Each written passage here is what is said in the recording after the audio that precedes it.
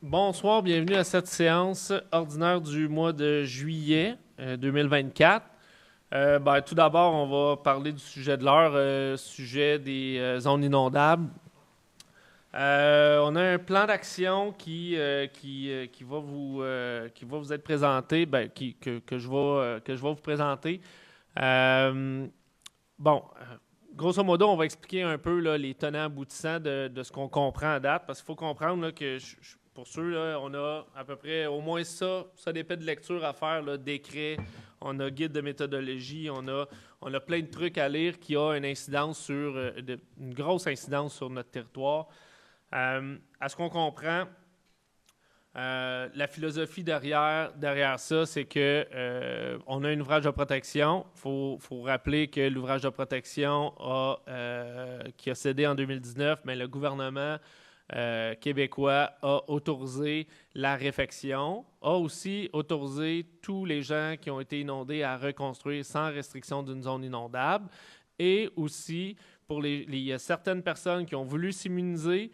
Le gouvernement a refusé d'indemniser ou de subventionner l'immunisation parce qu'on était en zone non inondable. Ceci dit, 4 ans plus tard, 5 ans plus tard, on arrive avec un nouveau règlement qui fait en sorte que pratiquement tout le bas du chemin d'Oka va tomber en zone inondable.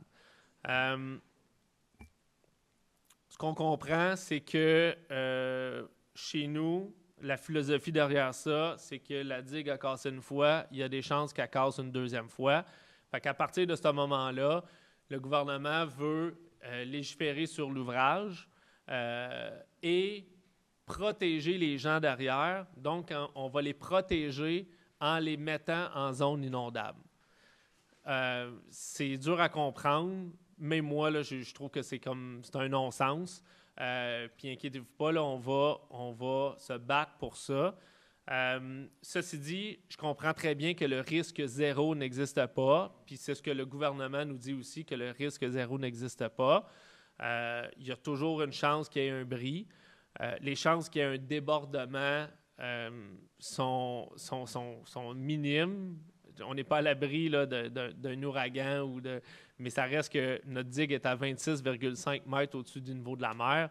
Si il y a l'eau qui passe par-dessus, ben, même si l'eau est à 26 mètres au-dessus du niveau de la mer, on va être en évacuation, c'est sûr et certain, parce que là, l'eau a passé par-dessus la digue à Pointe-Calmet, puis par-dessus la digue à Deux-Montagnes, parce qu'eux sont à 25,8. La ville de Montréal est en état d'urgence parce que la moitié de la ville de Montréal est inondée. La ville de Laval, c'est la même chose. Fait que nous, les probabilités pour qu'il y ait de l'eau, qu'il y ait une inondation par le lac des Deux-Montagnes, c'est un bris. Comme je disais, le risque zéro n'existe pas, mais les probabilités puis le risque est très faible. Donc, c'est ça qui est la philosophie, c'est qu'on vient protéger en mettant les gens en zone inondable. Il y a quatre catégories de zones inondables que le gouvernement veut mettre en place. On commence avec la zone rouge qui est très haut risque.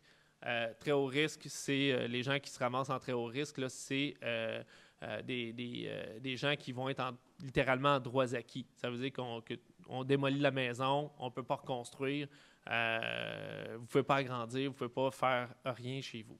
Après ça, on a risque élevé, risque modéré et faible risque.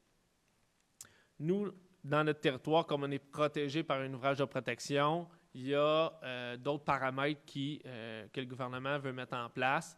Donc, la ville, s'il décide de ne pas prendre la responsabilité, ce qui est un peu aberrant parce qu'on a signé la convention, on est devenu propriétaire de l'ouvrage récemment, suite à plusieurs mois, voire années de discussion avec le gouvernement.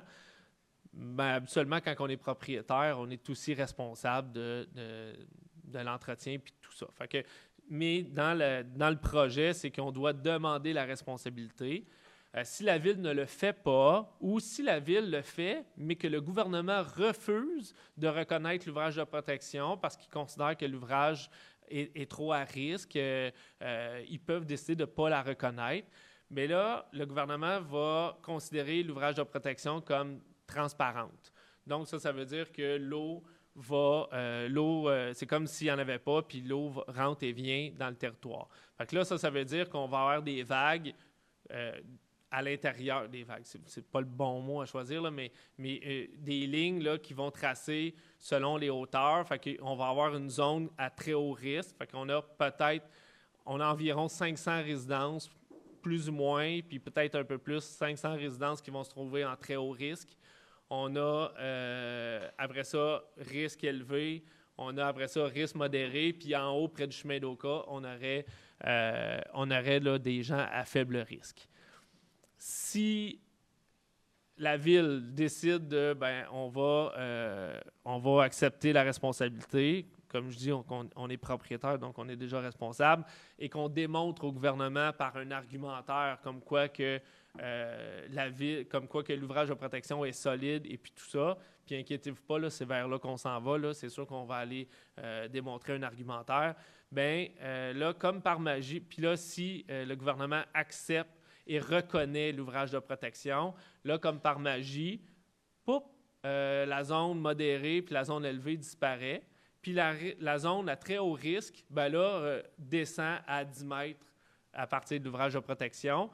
Donc, tout le bas du chemin d'Oka, pratiquement tout, devient en zone à faible risque. Mais on reste quand même en zone inondable. Là, on nous dit, reste que zone faible risque, il n'y a pas trop d'impact. Et il y a quand même des impacts. Il y a des impacts parce que si on agrandit la maison, l'agrandissement doit être immunisé. Si vous démolissez, vous reconstruisez votre maison, la maison doit être immunisée. On a les hauteurs de sol. Si vous voulez construire, vous avez un terrain vacant, vous voulez construire, mais ce n'est pas demain matin que vous allez pouvoir construire parce que là, ça va prendre un plan de gestion. Je ne me rappelle plus les termes, mais au niveau de la MRC, une fois que ça s'est adopté, là, après ça, la ville va pouvoir émettre des permis puisque la MRC a... Fait qu'on a beaucoup de bureaucratie, c'est très lourd, donc il va y avoir des impacts. On peut déjà aussi parler d'impact au niveau... Parce qu'on nous dit que le règlement ne délocalisera pas de personnes. C'est peut-être vrai parce qu'ils ne vont pas fermer des secteurs pour dire « vous autres, vous en allez » parce qu'on laisse ça en zone non inondable. Mais une personne qui se ramasse en très haut risque du jour au lendemain, alors qu'il ne l'était pas, sa maison, elle ne vaut plus rien. Fait que entre ça et être délocalisé, c'est pas mal la même chose. Il va y avoir assurément des impacts au niveau monétaire, au niveau des valeurs, des valeurs, mais surtout au niveau des hypothèques. Parce qu'à faible risque, il y a de fortes chances que les banques continuent à prêter. Ça, puis au nombre de résidences. Sauf que peut-être qu'il va y avoir une différence au niveau là, du pourcentage finançable de la maison. Parce que là, présentement, une maison est financée à 80% de sa valeur. Est-ce qu'en zone inondable, cette maison-là va être toujours finançable à 80% de sa valeur ou va descendre à 60-65%? Mais 15% de 500 000, là, une mise de fonds, là, c'est tout un changement. Ensuite, les assureurs, le gouvernement, je suis d'accord avec la position du gouvernement. L'avenant inondation, il n'y a pas grand monde qui l'avait en 2019. Puis souvent, c'est le gouvernement qui, par des programmes d'indemnisation et l'avenant, puisqu'il y a une partie qui a été inondée, il y a un programme d'indemnisation que le gouvernement via le ministère de la Sécurité publique. Sauf qu'il y a d'autres avenants que les assureurs risquent de reconsidérer. Moi, la première chose que je pense, c'est le refoulement d'égouts.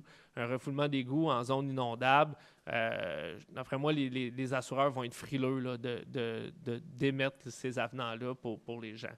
Mais demain matin, vous avez un bris avec votre clapet anti-retour. C'est pas la faute de la ville, c'est pas de votre faute. C'est des dommages, c'est 30, 40, 50 000 de dommages qui est plus assurable puis que vous allez devoir assumer. C'est des aspects comme ça que je pense que le gouvernement n'a pas mesuré l'impact. Puis qu'on va assurément là, faire valoir dans le mémoire qu'on va déposer. Parce que ce qui m'amène à vous dire que notre plan d'action, Comme je disais, pour le mois de juillet, pour les vacances de la construction, la ville, on va lire nos documents, on va travailler à l'interne, mais on n'ira pas vous voir d'ici la fin juillet. Tout le monde est en vacances, c'est un peu travailler pour rien. À partir du début août, ce qu'on veut, c'est que on va rendre disponible là, sur notre site Internet, là, Madame Aymon, on va créer un formulaire, hein, si je ne me trompe pas, on va créer un formulaire, puis on va récolter des noms. Parce que ce qu'on veut faire, c'est aller voir les gens qui habitent en bas du chemin d'Oka, puis aller vous faire signer une genre de pétition, mais dans le fond, vous faire signer l'appui à notre mémoire qu'on va déposer le 17 septembre, mais avant le 17 septembre au gouvernement. Parce que ce qu'on veut, c'est que, puis on le sait que si on vous demande, la population, d'envoyer des courriels, malheureusement, on est tous occupés, on a la vie, les vacances. Je pense que l'impact ne sera pas là. Mais ce qu'on veut, c'est que, puis pour les gens qui veulent venir nous aider, parce que les membres du conseil, ils vont venir à votre rencontre. Puis on va avoir besoin de bras, on va avoir besoin de vous pour aller à la rencontre des citoyens, pour leur faire signer ce document-là pour venir en appui à notre mémoire. Fait qu'à partir du mois d'août jusqu'au 16 septembre, on va sillonner les rues, puis on va arriver avec un plan de match là, à partir du mois d'août. On va y aller par séquence, par secteur, parce que ce qu'on veut, c'est d'avoir le maximum de signatures pour appuyer notre mémoire. Notre mémoire, ce qu'on veut, grosso modo, c'est parce que, comme je disais, il y a 4 zones, là, 4 définitions de zones inondables. C'est qu'on veut, c'est d'en créer une 5e qui est zone protégée par un ouvrage de protection. Donc, ce n'est pas une zone inondable parce qu'il est aberrant d'être en zone inondable au même titre que d'autres villes qui ne sont pas protégées par un ouvrage de protection. Comme je dis, le risque zéro n'existe pas et le gouvernement, ce qu'ils veulent, c'est que tous les citoyens qui sont protégés par un OPI, un ouvrage, ça, OPI, vous allez en entendre parler là, à tour de bras, là, c'est ouvrage de protection contre les inondations, bien, qu'ils soient conscients du danger.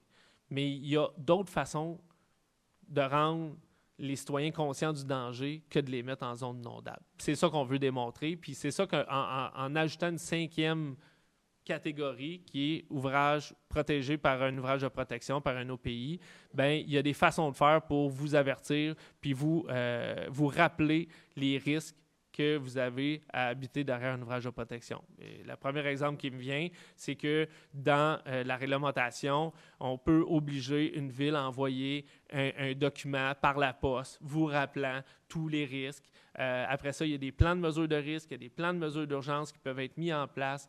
Il y a des protocoles aussi avec la hauteur d'eau qui peuvent se mettre en place. Si l'eau atteint telle hauteur, bien, la ville doit faire telle action. Et puis, au Québec, il y a 32 ouvrages de protection qui ont été répertoriés au Québec. 32. On s'entend qu'il n'y en a pas 108 000, il y en a 32. Sur les 32, d'après moi, là, il y en a une bonne gang qui ne seront pas reconnus parce que c'est des ouvrages qui sont peut-être plus désuets, qui ont de l'âge ou qui ont des trucs comme ça. Fait que sur les 32, mettons qu'on en a la moitié qui sont reconnus. Fait qu'on en a 16. Mais à 16, là, le gouvernement peut se permettre d'avoir des protocoles propres, différents, propres à chacun, avec des paramètres qui sont communs, mais avec des particularités différentes. Fait que c'est ça qu'on va amener dans le mémoire, c'est de faire en sorte qu'on considère, oui, qu'on est conscient du risque, mais qu'on n'a pas d'affaire à être en zone inondable parce que, d'un, vous n'étiez pas en zone inondable avant 2019, puis là, du jour au lendemain, bien, on vous met, c'est des changements qui sont majeurs pour vous, puis c'est un impact qui est majeur. Fait que le conseil de ville, moi-même, on fait les représentations qu'il faut auprès du gouvernement, puis on va continuer à le faire. Et je vous encourage à interpeller aussi notre député, Sylvie Damour, le député de Deux-Montagnes, Benoît Charette, envoyez-leur des messages comme quoi que on veut voir les gens du ministère qui viennent nous expliquer là, les tenants aboutissants de ce règlement-là chez nous. Mais on veut aussi avoir une zone particulière pour Sainte-Marthe-sur-le-Lac. Depuis le début de cette saga-là, depuis 2019, on a toujours été considéré comme un cas spécial. Puis là, au bout du marathon, on arrive à la fin, puis là, c'est comme rentrer dans le moule, on va vous mettre comme les autres, alors qu'on a une situation qui est exceptionnelle depuis le début. Fait que je vous le dis, puis soyez courtois là, avec les députés. Là. Et on s'en va pas là leur crier après la tête, là, parce que je veux dire, ça se fait pas. Mais sauf qu'ils ont un travail à faire. Puis le premier travail qu'ils ont à faire, là, c'est de représenter les électeurs de leur comté.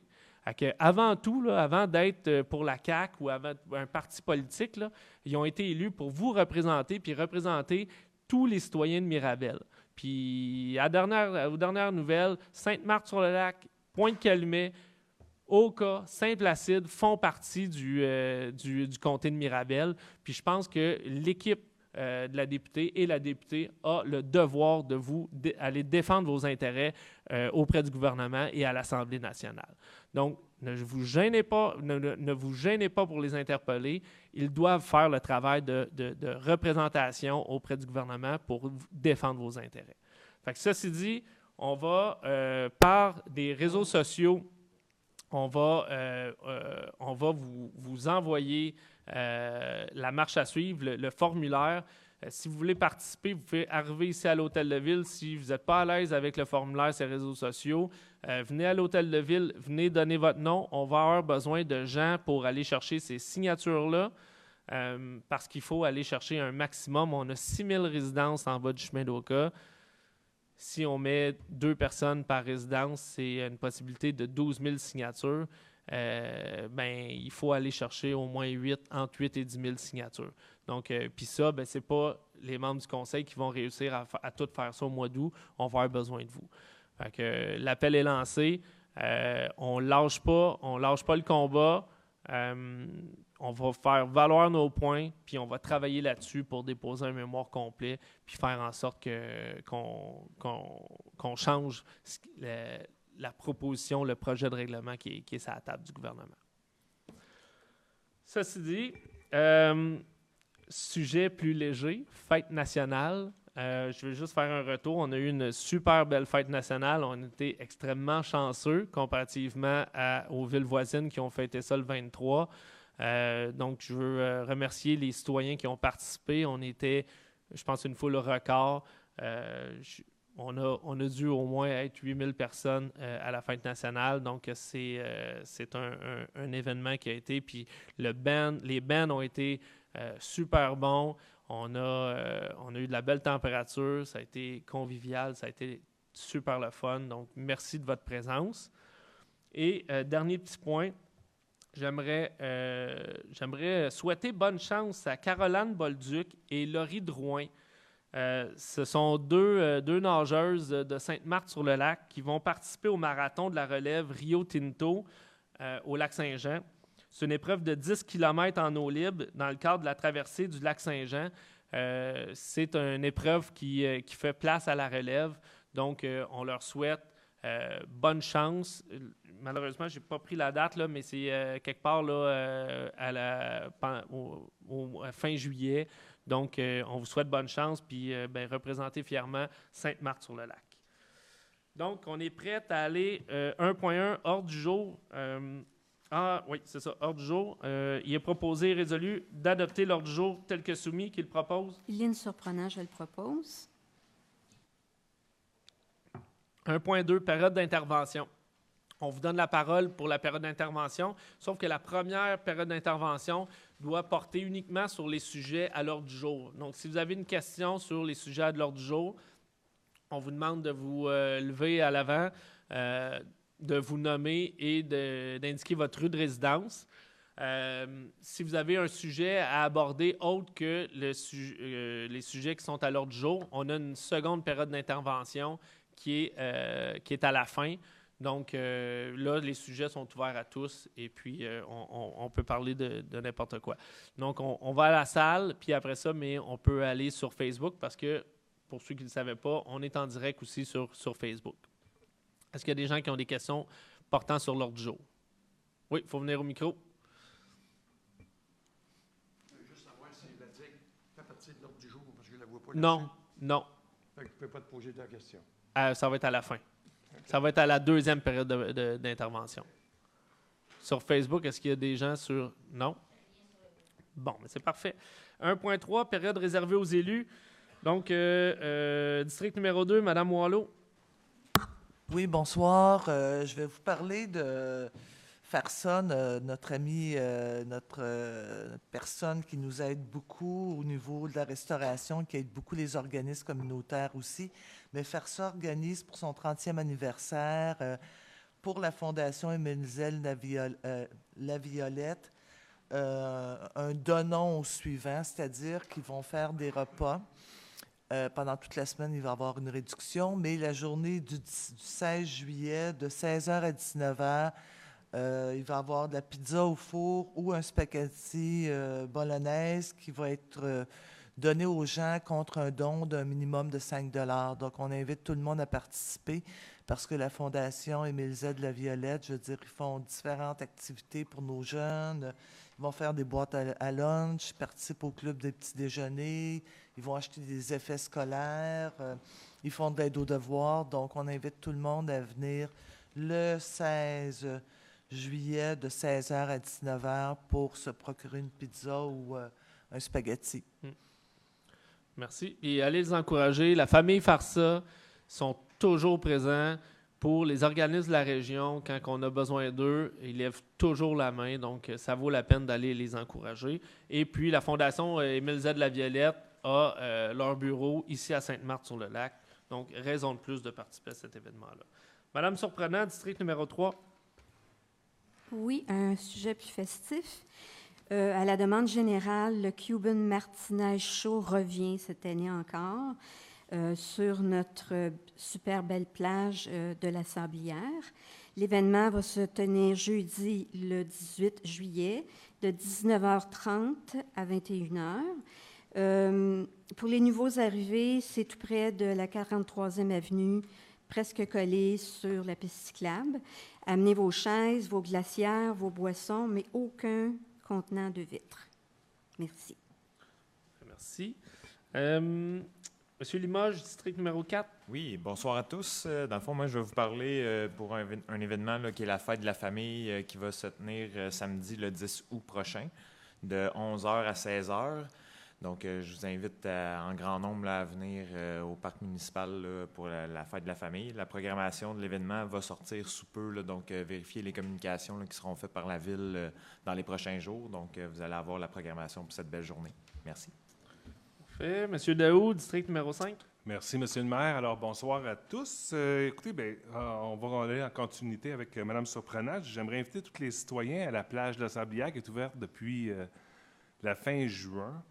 Je vous suggère d'arriver tôt parce que la capacité maximale est de 350 personnes et est quand même assez rapidement atteinte. Les heures d'ouverture sont le lundi au vendredi de 11h à 19h30 et la fin de semaine de 10h à 19h. Mais prenez note que tous les mardis, entre 10h et 19h, entre 11h et 15h30, la plage est réservée pour les camps de jour. Donc, vous ne serez pas admis si vous vous déplacez.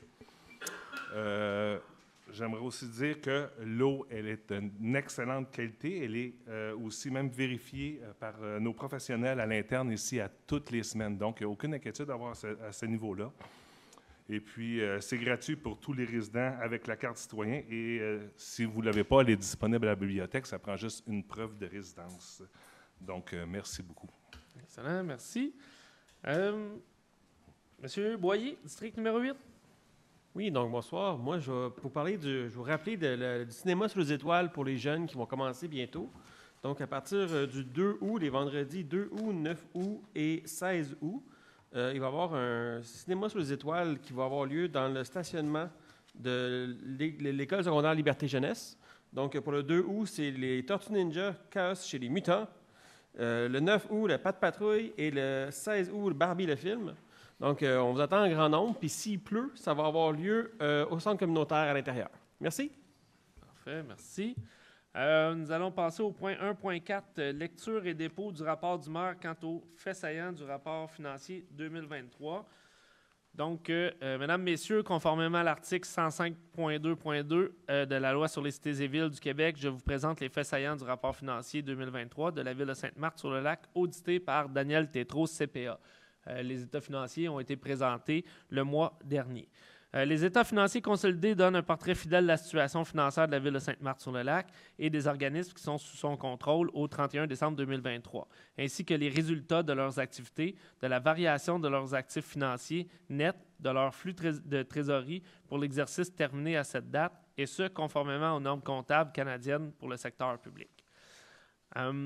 Excédent 2023. Au 31 décembre 2023, la Ville a enregistré des revenus de fonctionnement non consolidés totalisant 29 336 978 $, des dépenses et des affectations de 28 223 000 $ et 550 je vais recommencer, là, 28 223 551 $, pour un excédent de fonctionnement à des fins fiscales de 1 113 427 $. Donc, ça, c'est le surplus qui est ressorti de 2023. Cet excédent est le résultat de revenus plus élevés que ce qui avait été prévu, soit des revenus de taxes foncières qui ont dépassé 422 000, qui ont dépassé les prévisions de 422 000, un remboursement d'assurance non prévisible de 210 556 $ en lien avec le bris à la station de pompage de l'Érablière en 2022, la subvention du programme de la redistribution aux municipalités de redevances pour l'élimination de matières résiduelles plus élevée que prévu, de 111 820 $. Notons aussi des dépenses moins élevées que prévues au budget pour le mandat pour la conception d'un réseau pluvial au sud du territoire, qui est inférieur de 140 500 $ en raison du changement de concept et du déploiement du mandat qui se poursuit au cours de l'année 2024. Le mandat de traitement et de scellement de fissures d'asphalte qui a été moins élevé de 70 000 $ et le mandat de numérisation des dossiers de cadastre qui se poursuit en 2024, qui a eu moins de 87 000 $ prévus au budget. Ces revenus imprévus et dépenses inférieures aux prévisions nous ont permis de ne pas affecter les excédents de fonctionnement tels qu'anticipés. Les investissements en 2023. Les investissements se sont chiffrés à 4,5 millions de $ en 2023. Là-dessus, il y a eu 2,6 millions pour la digue. C'est principalement des intérêts sur l'emprunt. Il faut comprendre que suite à ça, on a eu la signature de la convention et on est allé chercher 8 millions supplémentaires là, sur la subvention qui est allé couvrir là, les intérêts là, sur l'emprunt. Nous avons aussi la conversion des luminaires de rue Delle pour 500 000 $. Le règlement d'emprunt était de 750 000 et puis, en tout et partout, là, le projet, on est aux alentours de 500 000 le stationnement de la descente de bateau de la 37e avenue au coût de 300 000 le début de l'agrandissement et du réaménagement du centre communautaire au coût de 300 000 sans oublier plusieurs autres acquisitions ou projets moins matériels. L'état de la dette dans le profil financier 2023 à la Ville de Sainte-Marthe-sur-le-Lac, l'endettement total net à long terme s'élève à 16 487 622 comparativement à 22 658 742 $ pour l'année 2022. Donc, on a passé d'un taux d'endettement de 22 millions à 16. Dans le fond, c'est pas mal dû à l'argent que nous avons reçu là, du gouvernement concernant la digue. Ce qui nous laisse une marge de manœuvre considérable pour des futurs investissements. Et futurs investissements, il y aura au cours des prochaines années. Conclusion, donc, nos assises financières demeurent solides. Les 2 dernières années n'ont pas été faciles. Nous avons été plongés dans l'incertitude quant au financement des travaux de la digue, mais on s'est évité un écueil majeur en allant chercher 8 millions de plus pour la digue là, au niveau de la subvention. Nous pouvons maintenant nous concentrer sur la transition que nous avons amorcée depuis novembre 2021, qui va nous mener à une planification à long terme. Des investissements importants suivront notamment dans les parcs et espaces verts et partout sur le territoire. La Ville de Sainte-Marthe-sur-le-Lac termine son exercice financier avec un surplus budgétaire et en bonne santé financière. Mes collègues et moi-même avons comme objectif de continuer à assurer une saine gestion des fonds publics de notre ville pour les années à venir. En terminant, je remercie l'équipe des finances sous la direction de la directrice des services des finances et trésorières, Mme Caroline Lajeunesse. Et merci de votre attention. Donc, c'est ce qui termine le point là, de dépôt, lecture et dépôt du rapport financier, des faits saillants du rapport financier. Donc, point 2, procès-verbaux.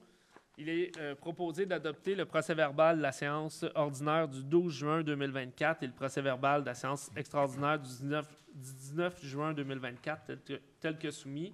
Qui le propose? Francis Limoges, je le propose. Parfait. 3.1. Dépôt du rapport de la Commission de l'aménagement du territoire et de la toponymie. Monsieur Daou. Merci, Monsieur le maire. Alors, cette commission s'est tenue le 18 juin dernier. Je vais faire rapidement.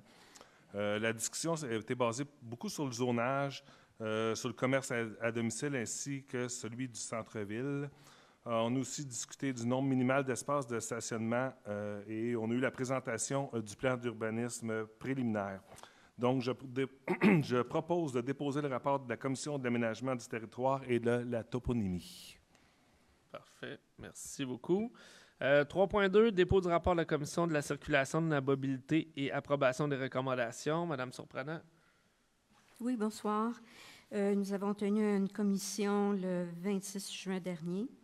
Le sujet de Lorette Théoret et de la 34e avenue. Il y a un comité de pilotage qui va être créé pour évaluer le genre d'aménagement et de signalisation qui devrait être mis en place.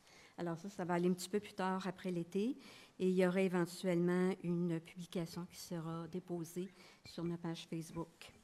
Dans les nouvelles requêtes, on nous a demandé de contrôler la vitesse dans la bretelle pour l'entrée de l'autoroute 640. En fait, c'est ceux qui se traversent des pins pour emprunter la bretelle. Il semble qu'il y ait de la vitesse. Alors, la signalisation, c'est vraiment la responsabilité du MTQ, mais on nous a assuré que des patrouilleurs feraient de la surveillance tout au long de l'été. On a demande d'interdire de stationnement en face du 207 32e avenue. Cette demande n'est pas recommandée. Une autre demande d'interdire le stationnement sur la 27e avenue du côté est de l'intersection du boulevard des Pins. Les membres de la commission recommandent d'installer des panneaux de stationnement interdits sur la 27e avenue du côté est à partir du boulevard des Pins sur une longueur de 20 mètres.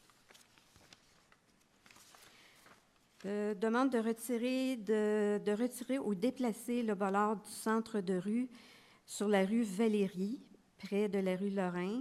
Cette demande n'est pas recommandée. Demande de synchroniser les feux de circulation du boulevard des Promenades à 40 km. Cette demande n'est pas recommandée. Demande d'interdire le stationnement des véhicules avec remorque sur les rues Roger, 35e avenue et 36e avenue. Cette demande n'est pas recommandée. Demande de prévoir des installations afin de réduire la vitesse des véhicules sur la 38e avenue. L'installation d'un ballard de centre de rue et d'un dos d'âne sont déjà prévues. Dans les autres sujets, vous allez voir au cours de l'été des remorques radars qui vont être installées un petit peu partout dans Sainte-Marthe. C'est des mesures de prévention pour la vitesse. La prochaine rencontre aura lieu le 28 août. Donc, conséquemment, je propose de déposer le rapport de la commission. Merci. Parfait, merci. Concernant le boulevard des Promenades, dans le fond, petite explication, on a un possible projet avec Deux Montagnes pour la synchronisation. Ça semble facile comme ça de synchroniser des feux de circulation, mais ce n'est pas le cas. Donc, puis il y a beaucoup d'investissements à faire. On peut parler de peut-être plusieurs millions. Là, donc, c'est un projet qui sera peut-être pas à court terme, mais qui risque d'être plus à court moyen Donc, plus qu'un an et demi, 2 ans, mais moins de 5 ans, là, on devrait arriver à quelque chose avec Deux Montagnes. Puis, c'est ça. C'est les points que je voulais aborder. 3.3, hein, c'est bien ça. Non, 3.3, oui. Merci, je suis, Monsieur Limage. Dépôt du rapport de la Commission des finances et de l'administration publique et approbation des recommandations. Monsieur Boyer. Oui, donc bonsoir. Donc, la commission s'est rencontrée le 4 juillet dernier. C'était une courte commission efficace. Donc, on a lu la présentation des documents financiers traditionnels. Donc, la liste des chèques, la liste des comptes à payer, les amendements, la liste des dépenses par approbateur, l'analyse des postes budgétaires, les paiements et transferts bancaires et les révisions des visas. Donc, c'est l'ensemble de la réunion, dans le fond. Donc, on recommande d'adopter la liste des comptes à payer accompagnée des documents tels que déposés. Donc, je propose de déposer le rapport de la commission et d'approuver les recommandations. Parfait. Merci. 3.4, dépôt du rapport de la Commission des travaux publics et des services techniques. Monsieur Limoges. Oui, bonsoir. Donc, le 26 juin dernier, on s'est rencontrés pour la Commission des travaux publics. Donc, on a fait le tour des travaux en cours, les différents travaux en cours pour les travaux publics. Donc, on a les escaliers sur les différents endroits sur la digue qui sont complétés, l'installation. On a parlé notamment aussi de la consommation d'eau. Donc, on vous rappelle en période estivale de faire très attention là, à la consommation de l'eau potable. Ensuite de ça, on a fait également le tour des dossiers en cours là, pour les services techniques. Donc, l'avancement là, du centre communautaire, les différents autres dossiers qui sont en cours. Puis également le dossier là, des technologies de l'information puis la géomatique. Donc, il y avait pas. C'était une petite séance, nous aussi, également, de ce côté-là. Donc, la prochaine rencontre sera le 28 août prochain. Donc, en ce sens, je propose de déposer le rapport de la commission. Merci beaucoup. Merci.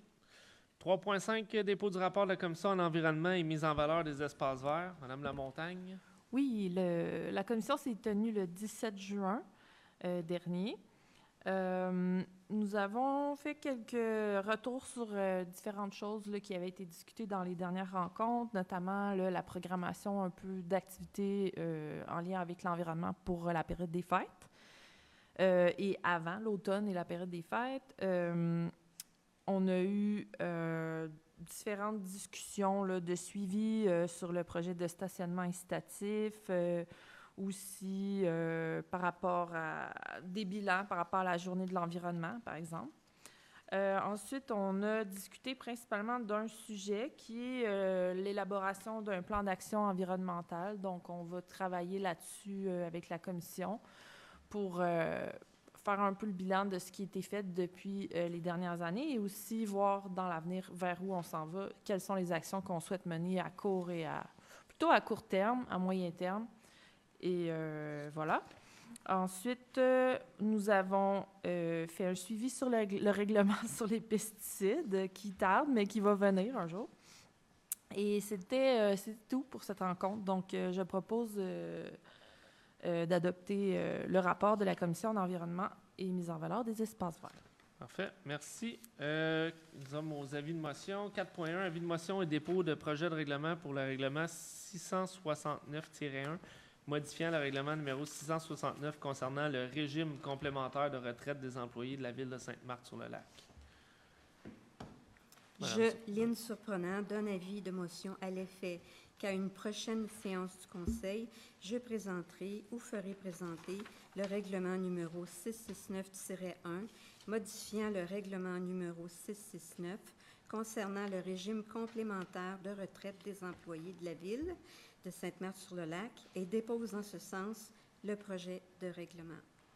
Parfait, merci. 4.2, avis de motion et dépôt du projet de règlement pour le règlement numéro 697-1, modifiant le règlement numéro 697 concernant les commissions et les commissions spéciales et les comités. Je, Lynne Surprenant, donne avis de motion à l'effet qu'à une prochaine séance du Conseil, je présenterai ou ferai présenter le règlement numéro 697-1, modifiant le règlement numéro 697 concernant les commissions spéciales et les comités et déposer en ce sens le projet de règlement. Parfait, merci. Ce changement-là de règlement, c'est dans le fond, on vient abolir une commission qu'on a créée nous-mêmes, qui est la commission suivi des politiques.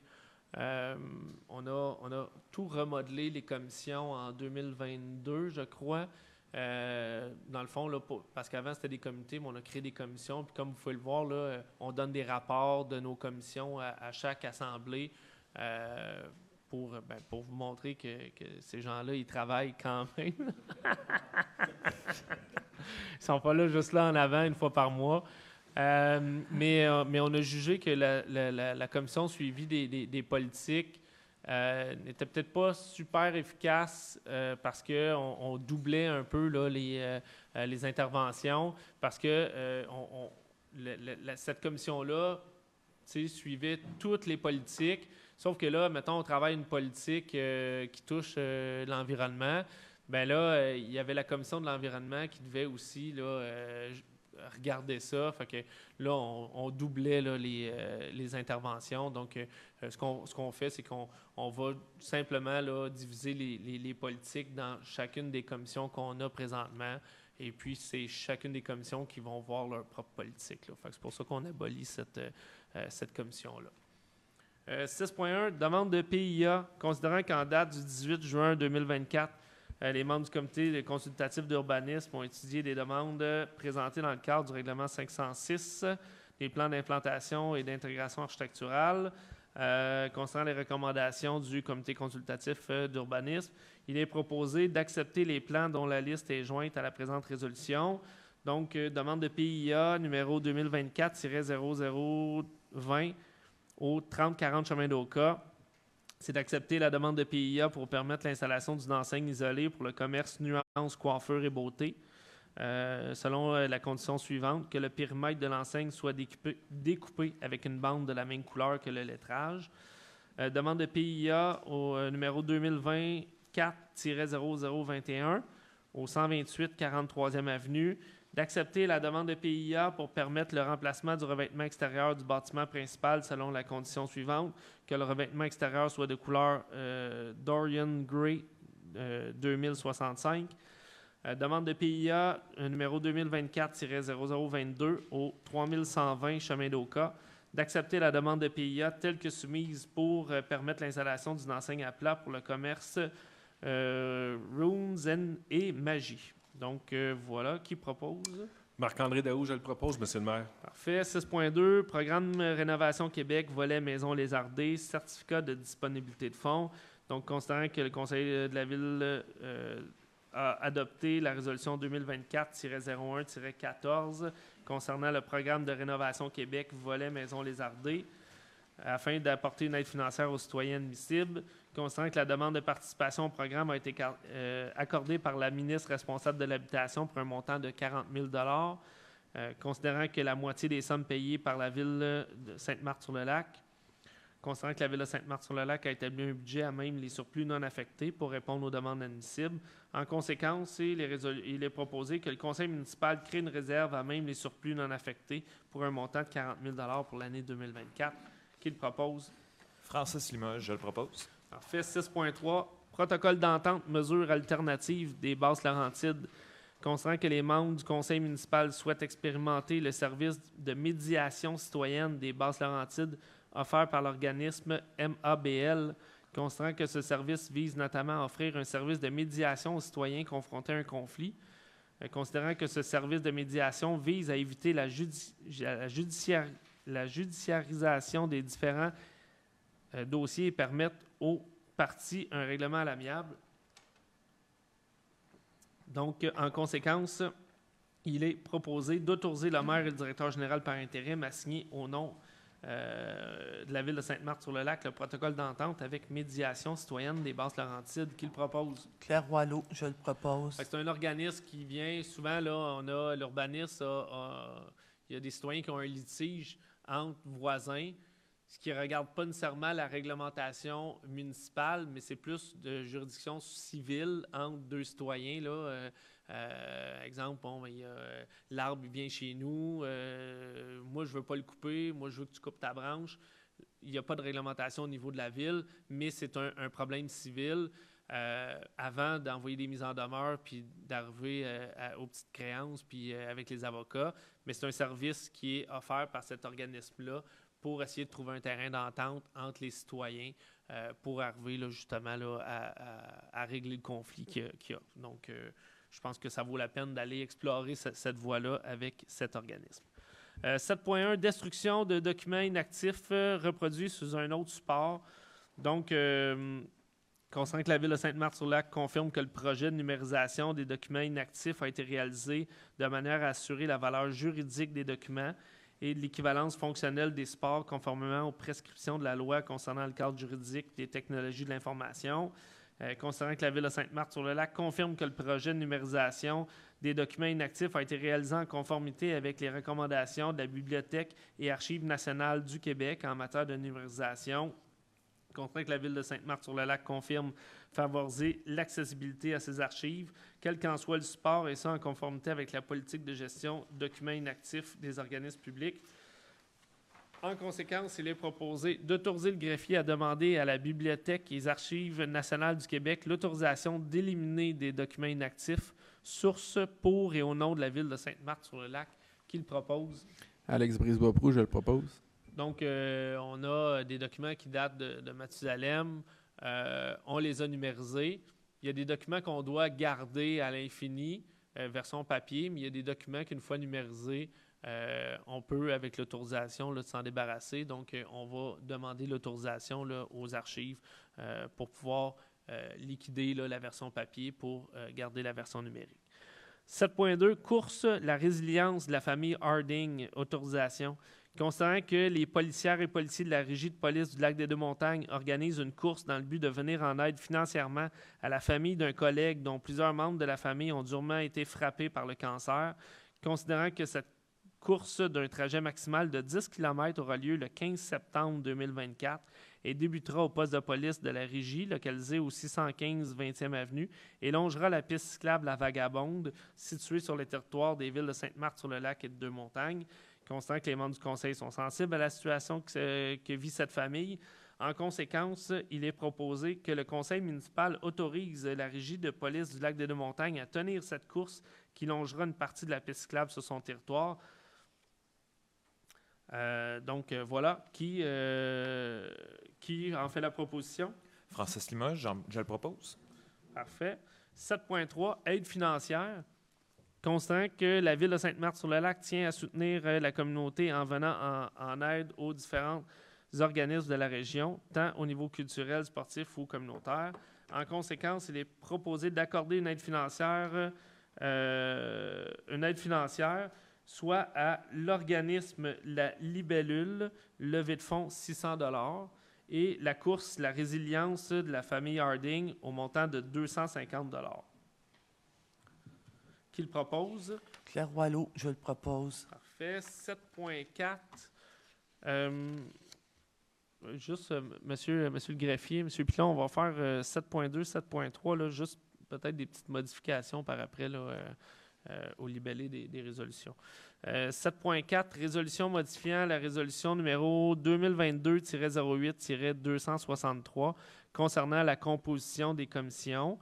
Donc, considérant que le Conseil de la Ville a par la résolution 2022-08-263, constitué la composition de commissions, considérant qu'il y a lieu de procéder à certaines modifications. En conséquence, il est proposé de modifier la résolution 2022-08-263 en retirant le nom de la conseillère Priscilla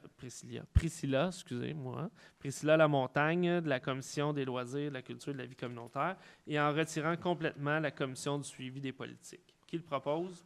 Marc-André Daou, je le propose. Parfait.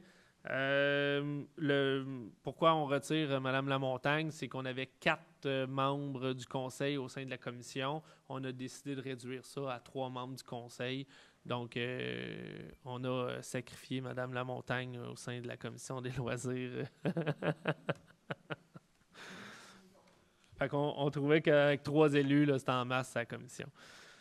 7.5, résolution, ajustement, fonction, considérant que la Ville a adopté la résolution 2022-09-295 créant une structure salariale pour le personnel cadre de la Ville, considérant que cette structure salariale reposait sur une évaluation des fonctions occupées par le personnel cadre, considérant que certaines fonctions doivent être réévaluées, concernant les recommandations du directeur général par intérim. En conséquence, il est proposé de revoir la rémunération de base de la directrice du service des finances et trésorière et d'accorder à l'adjointe à la direction et relations citoyennes un changement de classe. Qui propose la résolution? Alex Brisebois-Proulx, je le propose. Parfait.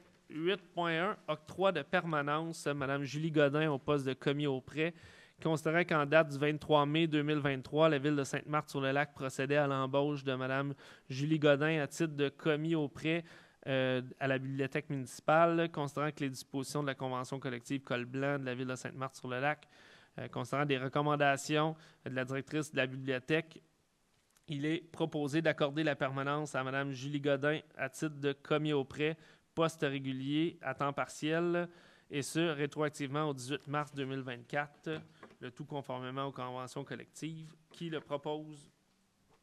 Lynne Surprenant, je le propose. Fait 8.2, Syndicat canadien de la fonction publique, section locale 1962, convention collective, autorisation de signature. Considérant qu'une entente de principe est intervenue entre la Ville de Sainte-Marthe-sur-le-Lac et le Syndicat des employés municipaux Col Bleu, section locale 1962, considérant la recommandation de Mme Annie Lafleur, conseillère aux ressources humaines, en conséquence, il est proposé d'autoriser les parties à signer pour et au nom de la Ville la convention collective des employés municipaux Col Bleu, section locale 1962, pour une période totale de 7 ans, soit du 1er janvier 2020 au 31 décembre 2026. Qui le propose? Marc-André Daou, je le propose. Excellent. 8.3, Syndicat canadien de la fonction publique, section locale 2804, convention collective, autorisation de signature. Considérant qu'une entente de principe est intervenue aussi entre la Ville de Sainte-Marthe-sur-le-Lac et le Syndicat des employés municipaux Col Blanc, section locale 2804, considérant la recommandation de Mme Annie Lafleur. En conséquence, il est proposé d'autoriser les parties à signer pour et au nom de la Ville la convention collective des employés municipaux Col Blanc, section locale 2804, pour une durée totale de 7 ans, soit du 1er janvier 2020 au 31 décembre 2026. Qui le propose? Claire Wallot, je le propose. 9.1, liste des comptes à payer. Il est proposé d'adopter la liste des comptes à payer en date du 10 juillet 2024. Le registre des chèques émis, fonds d'administration totalisant la somme de 178 837,84 $. La liste des paiements à effectuer par transfert bancaire totalisant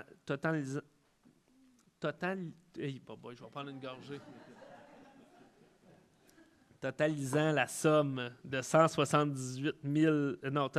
totalisant la somme de 707 183 $53. Je vais l'avoir. Liste des comptes à payer, fonds d'administration totalisant la somme par chèque de 1 121 166 $93 et par paiement direct de 1 369 127,12 $, depuis que la trésorière soit autorisée à effectuer le paiement dû à ses fournisseurs. Qui le propose? Loïc Boyer, je le propose. Parfait. Ajout de panneaux de signalisation. Considérant la tenue de la Commission de la circulation et de sa recommandation, il est proposé d'autoriser l'installation de panneaux stationnement interdit en tout temps sur la 27e avenue côté est à partir du boulevard des Pins sur une longueur de 20 mètres. Qui le propose? Lynne Surprenant, je le propose. 12.2, mandat à l'Union des municipalités du Québec, appel d'offres regroupé, BAC 2025, achat de différents bacs pour la collecte des matières résiduelles. Je vous épargne la lecture de cette longue résolution, mais grosso modo, l'UMQ, c'est l'Union des municipalités du Québec. L'Union des municipalités organise des groupes d'achat. On le fait pour le sel de déglaçage. On le fait aussi pour les bacs. Donc, on adhère à ce groupe d'achat. Donc, c'est la résolution pour autoriser la Ville à faire partie du groupe d'achat de bacs pour les matières résiduelles, compost et sûrement recyclage. Donc, qui le propose? Alex Brisebois-Proulx, je le propose. Parfait. 12.3, réparation et entretien de l'éclairage de rue, reconduction de contrat. Considérant que le mardi 28 septembre 2021, par sa résolution 2021-09-246, le Conseil octroyait le contrat de réparation et entretien de l'éclairage de rue à l'entrepreneur Lumidaire Incorporé, considérant que le contrat prévoyait des clauses de reconduction. Considérant la recommandation de M. Xavier Leblanc, directeur des Travaux publics et de l'hygiène du milieu par intérim, il est proposé de reconduire le contrat relatif à la réparation et l'entretien de l'éclairage de rue à l'entreprise Lumidaire Incorporée pour l'année 2024-2025 pour un montant de 44 173,97 $, incluant les taxes. Qui le propose? Francis Limoges, je le propose. Parfait, c'est ce qui termine les résolutions. 14 points de dépôt.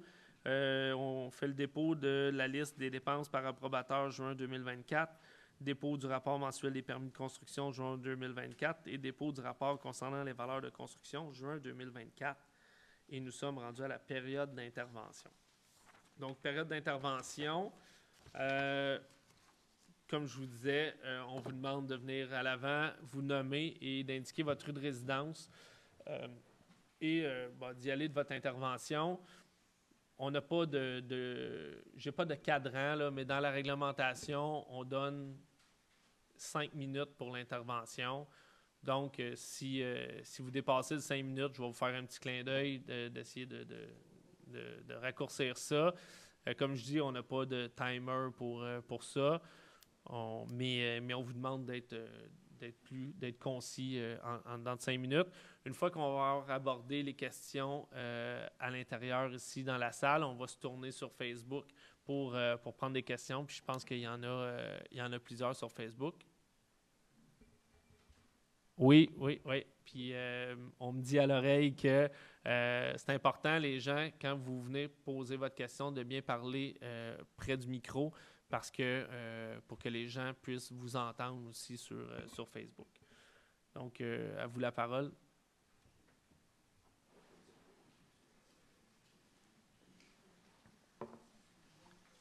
Bonsoir, mesdames, messieurs. Salut, François. Salut. Concernant les zones inondables. Oui. Pourquoi que le maire de Deux-Montagnes est emballé par ce nouveau règlement? Puis que nous autres, on ne l'est pas trop. C'est ça. Faut comprendre qu'il y a quand même une différence. Emballé, je ne serais pas prêt à dire qu'il est emballé, mais eux, ça leur règle peut-être une partie des problèmes parce qu'eux avaient déjà une partie de leur secteur qui était en 0,20 ou 20-100, là, mais qui était déjà en zone inondable. Là, ça vient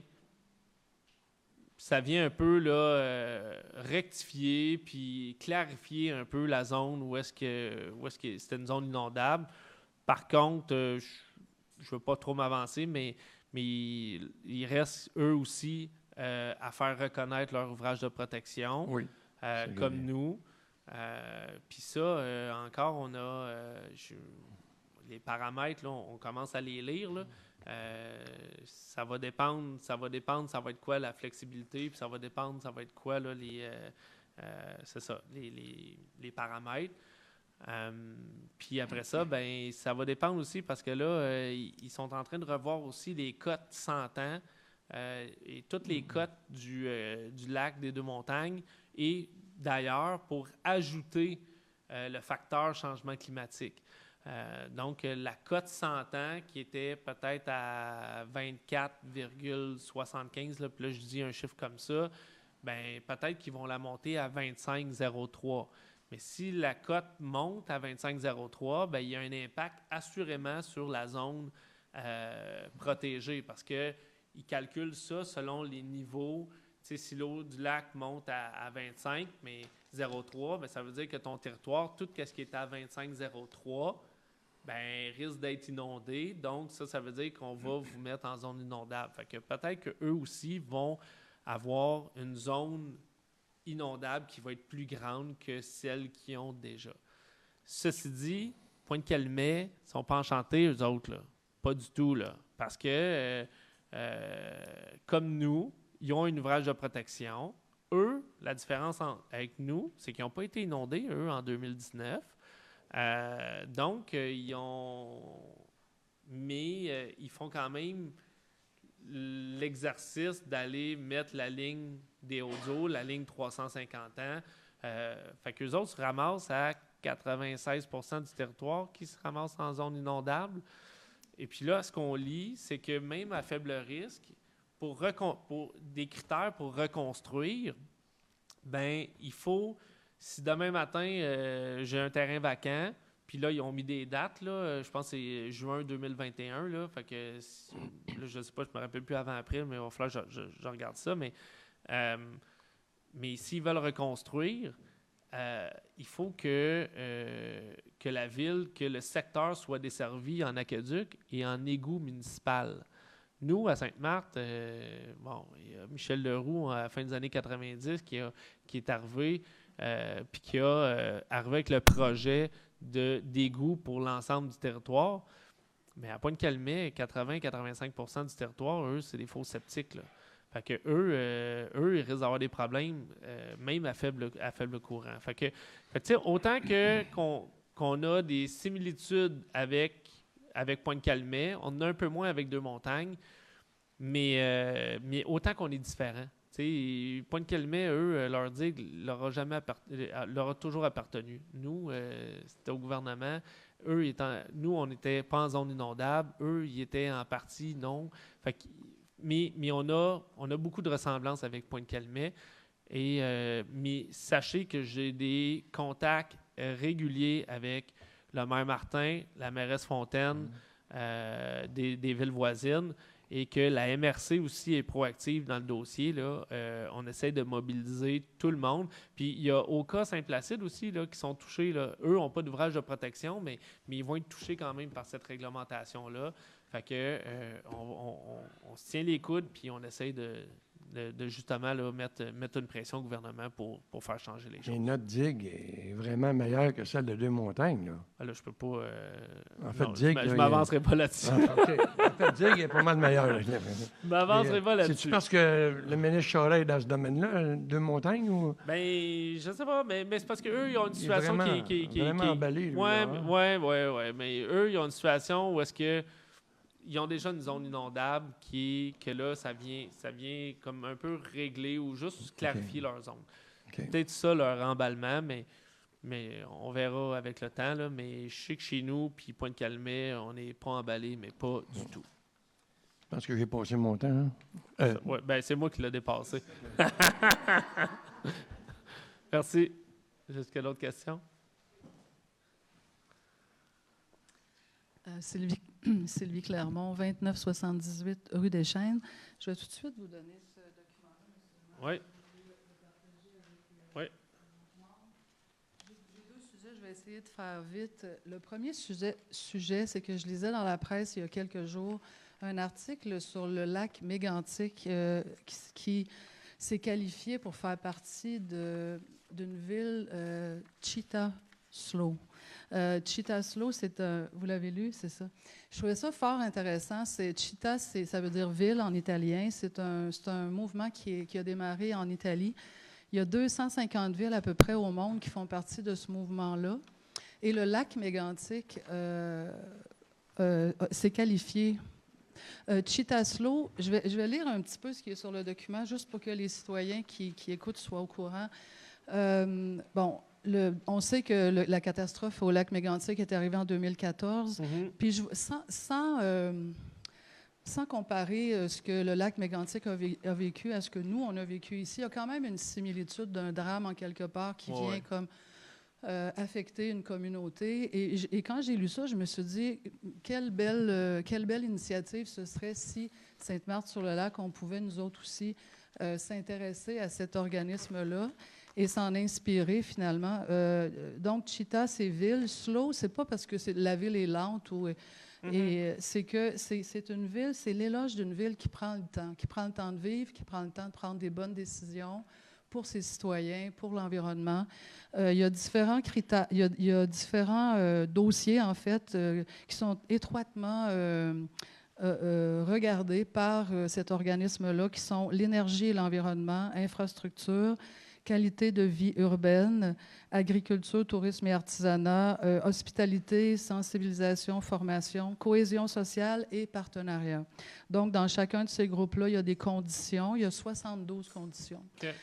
Fait que c'est ça. Fait que je pense que ça pourrait être intéressant si jamais vous voulez le regarder. Ça donne comme un squelette ou comme c'est ça, comme une colonne vertébrale, si on peut dire, sur laquelle on s'appuie pour prendre les décisions et pour faire de Sainte-Marthe-sur-le-Lac. Je trouve qu'on est une belle ville. D'abord, il faut qu'on se soit des villes en bas de 50 000 habitants. Nous, on est 20 000. Je trouve qu'on a des belles possibilités si on prend des bonnes décisions pour le futur. Et si vous voulez que les citoyens vous aident dans tout ça, moi, je pense que c'est quelque chose qu'on pourrait regarder. Puis comme je vous dis, le drame humain qu'on a vécu, je pense que ça nous donne le mérite, finalement, c'est ça, de s'inscrire dans un mouvement comme ça qui est très Mais humain. on va en prendre connaissance. J'ignorais là, c'est ça, Cheetah Slow, là, on va... le regarder. On va regarder ça. Puis en même temps, ça m'ouvre juste la porte. On vous a remis, il y a peut-être pas à la dernière rencontre ou l'autre, un mémoire. On avait aussi souhaité vous rencontrer pour regarder avec le conseil municipal un peu notre vision citoyenne, puis on a fait aussi une consultation auprès d'à peu près 500 citoyens sur quand même 20 000, c'est quand même un bon nombre de réponses. Et puis, je me demande si ça serait possible là, d'aller dans cette direction-là et de rencontrer le conseil pour en discuter tout simplement, puis vous présenter notre vision ou nos idées. Après le 17 septembre? Pas de problème. Parce que disons que le mois d'août va être très, très, très chargé. En passant, si vous avez besoin d'aide, vous aviez besoin d'aide au niveau citoyen. Je pense que... Parfait. Mais comme je vous dis, il va y avoir on va y avoir là, je me rappelle plus du nom, là, mais ce que j'ai dit, un formulaire. Il va prendre une gorgée, ça va se passer. Un formulaire parce qu'on veut demander les informations pour faire rejoindre la population parce qu'il va falloir aller à votre rencontre. S'entendre tous sur la même chose. Ouais. Mon deuxième point, si je peux me permettre, c'est la contamination dans le lac des Deux-Montagnes par le site GNR sur le territoire de Kanesatake. Ouais. Il y a une belle avancée. Je pense que le fédéral maintenant arrive possiblement à trouver une entente on le souhaite. avec une compagnie d'une autre communauté autochtone, Odanak, qui serait le gestionnaire de projet pour décontaminer. Mais ce qui nous inquiète, c'est qu'à tous les jours, il y a quand même des centaines de camions qui entrent dans le territoire et qui vont déverser des sols contaminés ou non contaminés, c'est à définir, mais sur les berges. Mais qui vont faire du remblai sur les berges. Sur les berges. Et là, ça affecte beaucoup la santé du lac des Deux-Montagnes. Donc, et ça sort... D'abord, on a beaucoup d'empathie pour les citoyens, les membres de la communauté autochtone qui vivent ça étroitement, mais comme ça contamine le lac des Deux-Montagnes, il y a 1 million de citoyens tout le long de la rivière des Outaouais, du lac et Laval, qui vont prendre leur eau potable. Mais on est... le député fédéral est très au fait du dossier, travaille activement. La MRC aussi, on a passé une résolution à la MRC justement là, pour dénoncer ça, là, parce que ça a un impact sur toutes les villes de la MRC. Mais là, c'est au gouvernement à bouger. Puis là, il faut que le gouvernement provincial puis le gouvernement fédéral s'entendent. Le problème, c'est que Kanesatake n'est pas une réserve en bonne et due forme telle que Kahnawake, près de Châteauguay, mais c'est une partie du village d'Oka. Donc, là, ça complexifie un peu là, les champs de compétences. Est-ce que c'est fédéral? C'est un territoire fédéral, mais c'est juridiction provinciale. Donc, mais il va falloir que les gouvernements fassent de quoi parce que, assurément, si ça perdure, on va avoir un impact là, chez nous. Là. Oui, c'est sûr. C'est ça ce que j'allais vous demander, c'est que si comme municipalité ou comme MRC, c'était possible de pousser pour que... vous l'avez déjà fait, c'est ce que je comprends?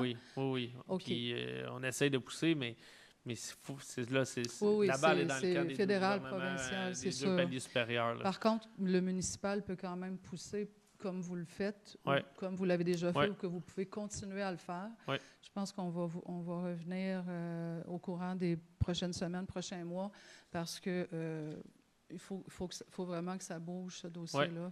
D'accord avec vous. Bon, Bien, j'allais vous demander de nous représenter, de faire une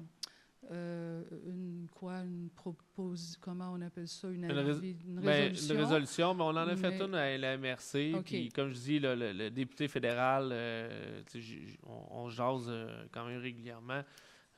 Il est sur le dossier, mais je pense pas que la résolution d'en refaire un autre va faire en sorte que c'est vraiment là, c'est les gouvernements qu'il faut qu'ils déguédinent puis qu'ils trouvent OK. une solution là-dessus. C'est bon, merci. Oui, merci.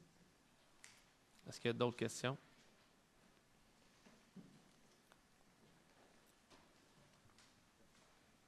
Bonsoir, mon nom c'est M. Manino. J'habite 254 de l'Érablière. Oui. C'est concernant le jardin communautaire qui est en arrière de chez nous. Oui. Est-ce qu'il y a eu un plan topographique fait sur ce jardin-là quand ça a été construit?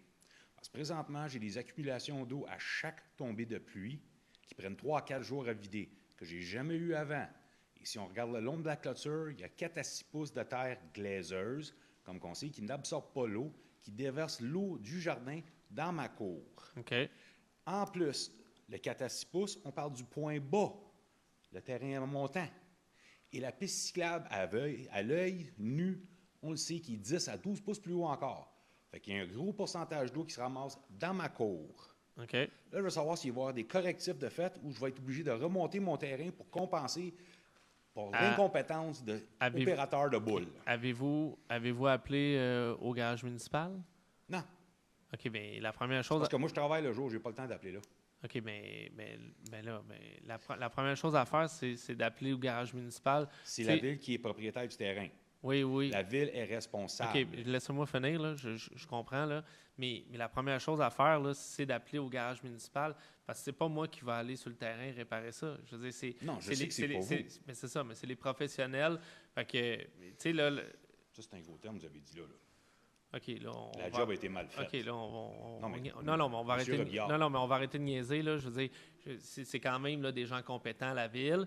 Fait que là, il va y avoir le service technique ou les travaux publics qui vont venir vous voir et qui vont venir voir le terrain, qui vont aller voir la situation. Puis s'il y a des correctifs à faire, ils vont le faire, là. Mais en premier lieu, c'est correct, vous venez me voir, là, mais c'est d'appeler au garage municipal pour prendre rendez-vous avec ou juste de soulever le point pour que les gens puissent aller voir la situation puis juste la constater. Fait que je prends ça en note. Il y a le directeur général adjoint qui est là. Parce que depuis le début de ce jardin-là, c'est juste des problèmes, un après l'autre. 8 semaines pour faire asphalter le terrain en avant de chez nous, pour la coupe d'eau, c'est comme long un peu, je trouve. Ah non, mais ça c'est des délais. Ça n'a pas été fait selon les normes. Ça, c'est des délais qui sont normaux. Après... Je travaille dans l'industrie. On est obligés, nous autres, d'asphalter une coupe d'eau le jour même qu'on le fait. 8 semaines, c'est jamais vu. Mais non, mais nous, là, l'asphaltage ne se fait pas à l'interne. C'est pas les employés de la ville. On donne ça à contrat.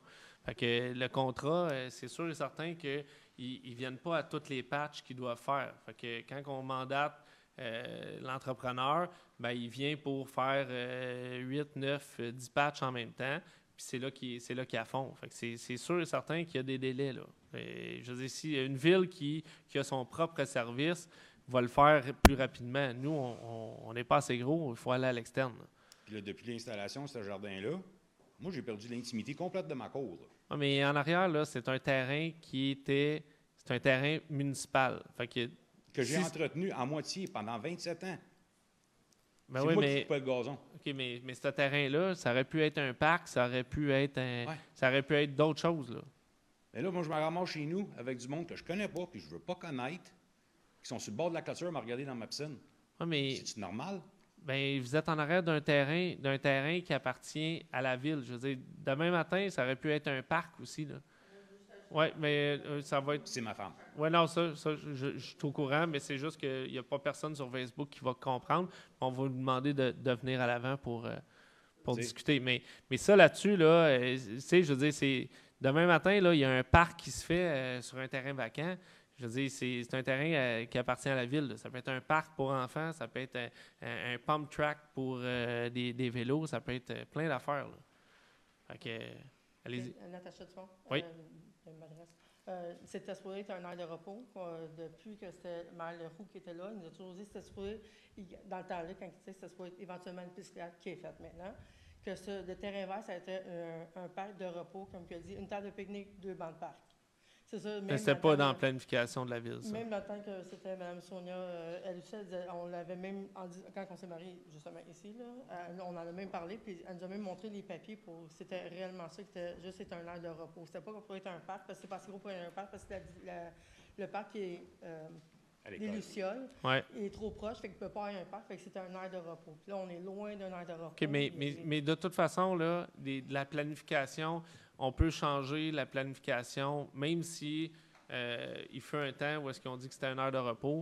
C'est un terrain qui appartient à la ville. Fait que demain matin, si on change la vocation de ce terrain-là pour faire un parc, pour mettre une bâtisse, une station de pompage, pour mettre n'importe quoi, je veux dire, c'est un terrain qui appartient à la ville puis qu'on peut faire ces infrastructures-là. Je une station de pompage. Non, OK.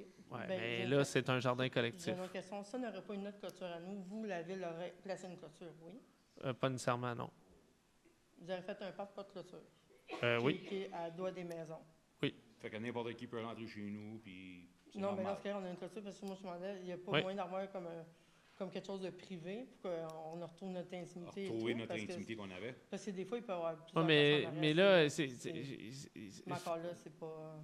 Mais non, mais l'intimité, on ne mettra pas une... On avait des vignes qui poussaient sa clôture, puis les travailleurs de la ville, ils ont tout arraché ça. Ils en ont juste laissé une partie quand j'ai commencé à capoter, là. OK. Fait que, ils ont comme enlevé notre bout qu'on avait qui était... Ben là, ils sont allés enlever les vignes sur votre clôture? Oui. Juste peut-être 2 jours après qu'ils avaient fini de faire le nivellement. Oui, ils sont venus. Qui est pas bon. Oui, ils ont même arraché un arbre qu'on avait, qui était comme en dessous de notre clôture, qui faisait clôture et notre bord, leur bord. Ils ont enlevé cet arbre-là, qui était un boulot qu'on avait, que la vigne poussait par-dessus, fait que ça faisait, dans le fond, ça cachait presque toute notre clôture, notre piscine. Fait comme ça, on avait comme notre privé, là, tu sais. Là, on l'a plus, là. Les gens sont en arrière, puis sont dans notre cour, on dirait. T'sais. OK, mais oui, mais ils sont sur le terrain de la ville.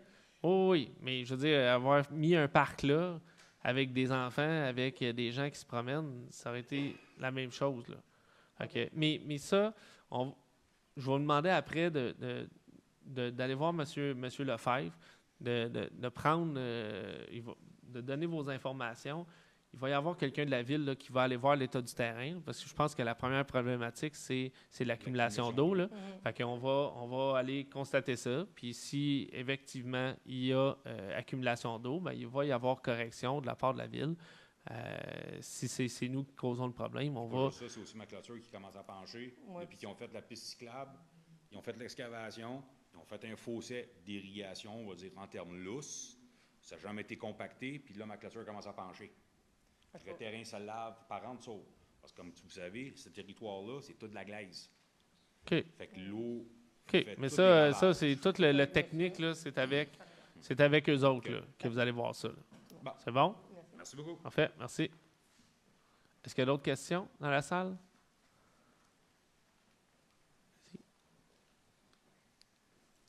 Ça va bien, M. le maire? Oui. Le golf va bien? Oui. Oui. Joël Gardement, 3105 rue Carole. La première chose, je veux vous remercier du travail que vous faites pour les zones inondables. Quand on a eu les nouvelles, nous, de notre côté, ben, je me suis dit comment qu'un citoyen peut se lever et aller déposer un mémoire. C'est assez difficile. Ouais. Fait que j'étais content de l'information que vous avez donnée. Vous pouvez vous assurer que je vais tout faire pour tenter de vous aider et d'aider les citoyens à sillonner les rues pour avoir le plus de signatures possible, en souhaitant que vous ne faites pas ça dans le jour comme notre cher gouvernement fait dans le temps qu'on travaille. Non, le but, c'est d'aller chercher le maximum. Fait qu'on va cibler des temps où est-ce que les gens sont à la maison. Okay. La majorité, en tout cas. Sous recommandation aussi, j'ai tenté, moi, de mon côté, à communiquer avec la députée Sylvie Damon. J'ai communiqué avec le bureau de Benoît Charette aussi. L'impression que j'ai, c'est, puis même le retour que j'avais du côté du bureau de Mme Damon, c'est qu'il n'y a pas grand-chose qu'on peut faire en amont. Donc, on va arriver à la fin. et ça sera ce que ça sera. Le secteur où ce qu'on est, si on dit qu'on devient un droit acquis, la question que je me pose, c'est il arrive de quoi un dégât d'eau dans mon sol, que je sois assuré ou non, mais il arrive un dégât d'eau, je ne peux plus rien faire. Donc, je perds les chambres de mes enfants qui sont au sol, que le gouvernement nous a autorisé à reconstruire en 2019. Oui, sans restriction. Sans restriction. Fait que les chambres des enfants sont refaites. Donc, je passe d'une maison de 4 chambres à 2. Oui, puis c'est aussi la période. Parce que entre le moment où est-ce que ça rentre en vigueur, puis le moment qu'on va réussir à convaincre le gouvernement que, par notre argumentaire, il peut se passer du temps, là. Ça ne veut pas dire que c'est instantanément, suite, le lendemain de l'adoption, qu'ils vont reconnaître l'ouvrage. Tu sais, le gouvernement, le temps que là, nous, puis même si notre argumentaire est prêt, puis qu'on le dépose le lendemain de l'adoption de ce projet de règlement-là, bien, il y a une période d'analyse du gouvernement. Fait que cette période d'analyse-là, bien, on fait quoi pendant ce temps-là? Est-ce qu'on est là, on tombe en très haut risque élevé, puis là, bien, une fois que c'est décidé, 6 mois, 8 mois, 1 an et demi après, c'est là qu'on redevient en zone faible risque. Mais pendant ce temps-là, il y a quand même un impact, là. Et dans cet interlude-là, il y a des gens qui vont avoir des renouvellements là, d'hypothèques puis d'assurance. C'est ça aussi là, qu'il faut soulever là, dans notre mémoire. Là. Ce laps de temps-là, là, ça peut être bien dommageable là, pour des citoyens. Là. Parce que tout ce qui va être vente de maison, qu'est-ce qui va être assurance, le gouvernement, il a beau dire que ça ne changera pas grand-chose, ça va changer. Ça va changer. Énormément. C'est sûr. Le pourcentage là, de refinancement là, admissible là, par maison, là, c'est clair que ça risque de changer. Pour des gens en zone inondable, là, ça ne sera plus 80% de la valeur là, qui va pouvoir être finançable. Puis encore là, les assureurs, là, ils assurent le risque. Là. Fait que plus tu as de risques, plus ça va te coûter cher, puis moins que tu as de possibilité d'être assurable. Fait que si on nous dit que rien ne va changer, là, ou que ça ne changera pas beaucoup, j'ai bien de la misère à croire ça. Là. Moi, dans ma tête, ou ce que je me dis, c'est soit qu'il crée la zone comme vous parlez, qui va reconnaître l'ouvrage qu'on a, ou soit que, c'est plate à dire, là, mais qu'on détruit le quartier. Ben oui. C'est parce qu'on prend les gens. Mais la décision que le gouvernement a prise en 2019, c'était une décision, parce que là, même si le gouvernement dit « Ah oui, mais c'est suite à une demande de la Ville, là. » Je veux dire, demain matin, on va demander 400 millions, ils ne diront pas oui, ils vont l'analyser. Mais c'est pareil comme en 2019, quand la Ville a demandé de reconstruire là, la digue, puis de refaire là, la réfection de la digue, bien, le gouvernement a pris une décision. Il aurait pu dire non, on n'y va pas avec la réfection de la digue, et on vous laisse en zone inondable. Et puis, pour ceux qui veulent s'en aller, allez-vous-en. Mais ce n'est pas la décision que le gouvernement a prise. Le gouvernement a pris la décision de dire, on va investir dans l'infrastructure et on va vous autoriser à refaire cette digue-là. Puis en plus, on va vous indemniser. Puis par décret, on va faire Sainte-Marthe-sur-le-Lac, parce qu'il y a un décret qui a été adopté par le gouvernement, qui va faire en sorte que Sainte-Marthe est exceptionnelle dans la ZIS, parce qu'à l'époque, c'était la zone d'intervention spéciale, comme quoi que Sainte-Marthe-sur-le-Lac est exceptionnelle, et on vous autorise à reconstruire sans restriction d'une zone inondable, et vous n'avez pas le droit aux subventions pour immuniser votre maison, puisque vous êtes en zone non inondable. Mais ce n'est pas le gouvernement Charest, ce n'est pas le gouvernement de Robert Bourassa qui a décidé ça, c'est le gouvernement Legault, c'est les gens qui sont en place, c'est le ministre de l'Environnement, Benoît Charette, qui était là, qui ont pris ces décisions-là. Puis là, 5 ans après ou 4 ans et demi après, là, on vous dit, finalement, on s'est peut-être trompé ou on a revu notre stratégie, puis on va vous mettre en zone inondable. C'est un peu le sentiment qu'on a. C'est un coup de poignard dans le dos. Là. Parce qu'on se rappelle tous à l'époque là, que le gouvernement était là. On va être là pour vous, on va vous aider, on va... inquiétez-vous pas, le gouvernement va être là. C'est ça. Il y a une pandémie qui est arrivée, on a comme passé un peu aux oubliettes. Il a fallu qu'on se batte après ça pour la propriété parce qu'on se l'est fait imposer. Puis là, maintenant, là, on est rendu... Il faut se battre encore pour les zones inondables. C'est bien malheureux, mais c'est ça. Non, ils ont investi, ou on a investi en tant que contribuable, 55 millions. Oui. Et là, on va nous dire qu'on investit de notre argent aussi pour se reconstruire. Et si demain matin, il arrive quelque chose, je ne peux plus rien faire dans ma maison. Exact. Fait que c'est comme... C'est ça. Puis là, c'est le moment du petit clin d'œil. Vous avez pris de mon temps, par exemple. Je le sais. Pas d'autres questions? Non? Parfait. Est-ce qu'il y a d'autres questions dans la salle? Sinon, on va passer à Facebook. M. Pelchat.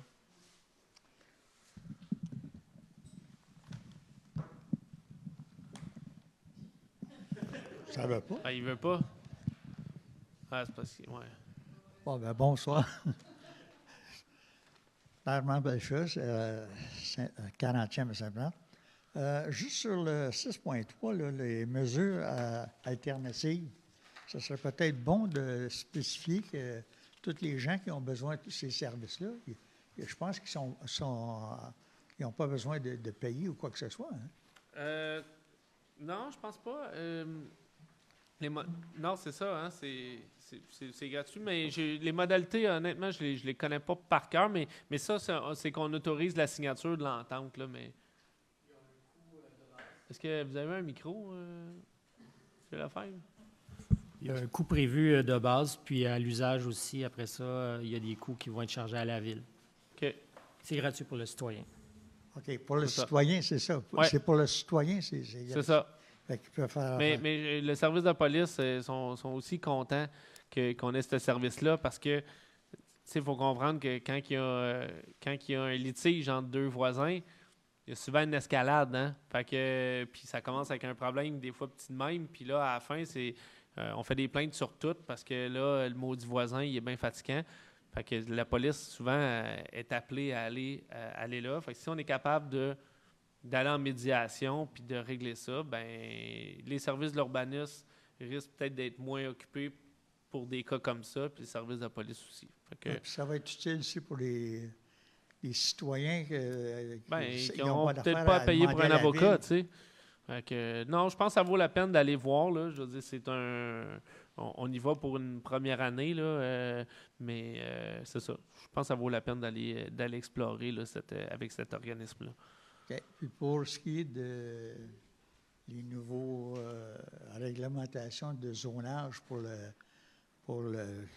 l'inondation, il faudrait peut-être aussi leur rappeler qu'ils veulent exiger qu'on ait plus de population, plus de bâtiments. De logement, de densification, c'est ça. Fait que, oui. Ça serait bon de reparler aux gens qui veulent nous pousser Mais c'est beaucoup avec une question de sous, hein? T'sais, ils veulent éviter à tout prix les indemnisations en cas de pépin. Fait que c'est ça. Je pense que ça a pris une grande partie de leur réflexion. C'était, le but, c'est qu'il y ait le moins d'indemnisation possible dans le cas de catastrophe. Puis je pense que c'est ça qui a dicté là, la mise en place d'un tel règlement. Mais je pense qu'il y a d'autres moyens que de mettre des gens en zone inondable et de réduire le risque de beaucoup là, des inondations, des trucs comme ça. Mais je pense qu'il y a d'autres moyens d'arriver. Dans notre cas, il y a d'autres moyens d'arriver à ce. Vous pourrez compter sur moi pour vous donner un coup de main. Je vais être là. Super. Merci beaucoup. Est-ce qu'il y a d'autres questions dans la salle? Facebook, Mme Aymon? On a beaucoup de questions sur Facebook ce soir. La première de Marc Dallaire sur la 26e avenue du Domaine. Est-ce possible d'assurer une plus grande sécurité routière sur le boulevard des Promenades? Beaucoup circulent trop rapidement et ne respectent pas les feux de circulation. Oui, on avait fait une plainte cible, mais on peut en faire un autre. Déjà, notre directeur de police qui est ici, qui a déjà sorti son crayon et son calepin, qui en prend bonne note. Oui, c'est noté. Deuxième question encore de Marc Dallaire. Pour ce qui est des zones inondables, êtes-vous en mesure de dire dans quelle zone est considéré le parc de maisons modulaires? Je ne suis pas en mesure de dire exactement dans quel territoire vous êtes. Si vous êtes en zone très haut risque élevé, mais il y a de fortes chances que le parc de maisons modulaires soit dans le risque très élevé, advenant le cas que la digue ne soit pas reconnue, parce que c'était un des secteurs où est-ce que l'eau a atteint quand même une certaine hauteur, mais exactement, ce qui arrive, c'est que les cartes, il y a des cartes qui ont été sorties, mais qui ne sont pas adoptées officiellement. Mais malheureusement, je ne peux pas cibler là, des territoires en tant que tels puis des résidences en tant que telles là, à ce moment-ci. Là. Fabella Roy sur la rue Carole. Compte tenu de la localisation de mon quartier, je me doute que nous serons en zone à risque élevé et donc en droit acquis. Qu'est-ce que ça implique? Bien, c'est ça. C'est que ça implique que l'endroit acquis, si la maison, vous démolissez votre maison, si vous passez au feu, ou vous ne pouvez pas reconstruire. Fait que c'est sûr qu'il y a une perte de valeur, assurément, qui est liée à ça. Ceci dit, si encore là, il y a deux possibilités. Si la ville, si le gouvernement ne reconnaît pas l'ouvrage de protection, là, on est dans le pétrin solidement, là, parce que là, on a des gens qui sont en zone très haut risque. Mais si on est capable de reconnaître l'ouvrage de protection par le gouvernement, bien là, je pense qu'il y a une bonne partie là, de la rue Carole qui risque d'être en zone à faible risque. Cependant, rue Lambert, ça risque d'être difficile parce que là, avec le 10 mètres, là, ce qu'on a su aujourd'hui, là, l'ouvrage, comme je disais, l'ouvrage de protection, il y a 3 mètres de chaque côté. Si on ajoute un 10 mètres, mais à partir du bas de l'ouvrage, c'est 13 mètres, là, ça serait une zone à très haut risque si on est capable de reconnaître. Là. Donc, sortez vos tapes à mesurer. Là. Si votre maison est à 13 mètres à partir du bas de la digue, il risque d'avoir une incidence. Là. Fait que c'est ça aussi qu'on va soulever dans le mémoire parce que, encore là, scientifiquement parlant, il n'y a pas d'explication logique à savoir que parce qu'on reconnaît puis on prend l'entretien de l'ouvrage, que là, ben, on diminue le très haut risque à 10 mètres à partir. T'sais. Fait que c'est risque très élevé, 10 mètres et moins, mais à 11, 12, 13, tu es à faible risque. À 50, tu es à faible risque. Fait que c'est ça. Là. Ça aussi, c'est un peu dur à comprendre, là, l'idée en arrière de ça. Donc, c'est sûr que c'est un point qu'on va soulever là, dans le mémoire et qu'on va essayer là, de faire changer. Sarah Murray, rue Carole. C'est pas une question, mais j'aimerais qu'on mentionne à tout le monde de parler à ses voisins de la situation actuelle. Beaucoup de gens concernés ne semblent pas être au courant. Effectivement, c'est parlez-en parce que, tu sais, si on était 120 villes au Québec dans la même situation, notre rapport de force avec le gouvernement serait totalement différent. Mais là, on est une ville au Québec dans une situation. Il y a Pointe-Calumet aussi, fait que, tu sais, mais on est comme deux villes dans une situation comme la nôtre. Notre rapport de force n'est pas bien élevé face au gouvernement. Donc, le conseil de ville a vraiment besoin de la mobilisation des citoyens là-dessus pour démontrer au gouvernement que la grande majorité des citoyens martelacois sont contre cette idée-là et ne sont pas d'accord avec le projet de règlement. Puis malheureusement, le fait que ça soit pendant l'été puis qu'on vous demande de déposer des mémoires, on le sait pertinemment que l'impact ne sera pas là. Puis, mais dans le plan de match qu'on veut, aller chercher vos signatures. Puis si vous êtes capable d'écrire un courriel aussi puis d'arriver avec un argumentaire, allez-y, là. Faites-le de votre propre chef, là. Mais parlez-en à vos voisins, il faut que les gens soient mobilisés. Il faut vraiment interpeller les députés pour qu'ils vous représentent puis qu'ils amènent le message au gouvernement que la situation à Sainte-Marthe-sur-le-Lac n'a pas de bon sens avec cette réglementation-là et c'est leur devoir de vous représenter. Puis encore une fois, soyez respectueux envers vos élus.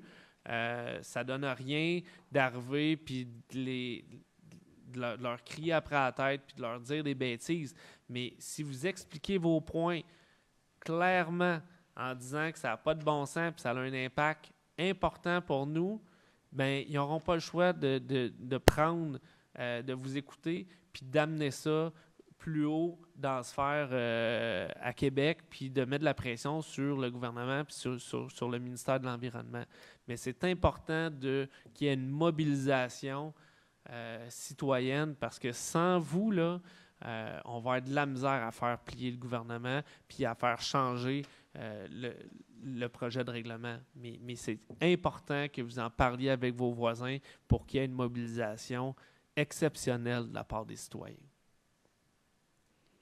Francis Robert, rue de la Tourbière, pensez-vous créer des postes d'inspecteurs municipaux pour faire respecter les divers règlements municipaux comme la nuisance, la propreté, car présentement, la municipalité n'est pas bien desservie en la matière?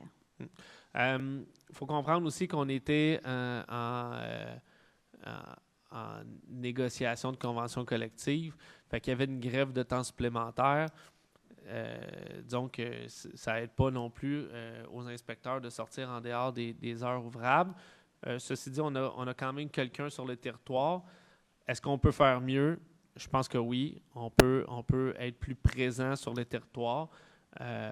Et puis, je pense que la direction générale en prend bonne note. Oui, il y a des secteurs puis il y a des problématiques au travers de la ville, là. On les connaît, on en soulève. On a fait un changement de réglementation aussi dernièrement pour avoir un peu plus de poids sur, dans le fond, là, sur le fauchage du gazon et tout ça.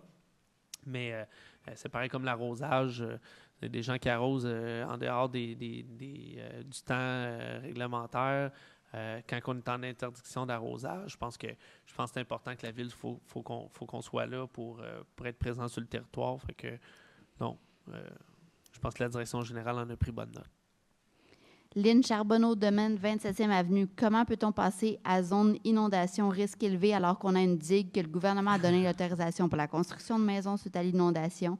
J'ai bâti il y a 4 ans. A-t-on un recours ou un dédommagement? En zone à risque très élevé, il m'est quasiment impossible de revendre ma maison.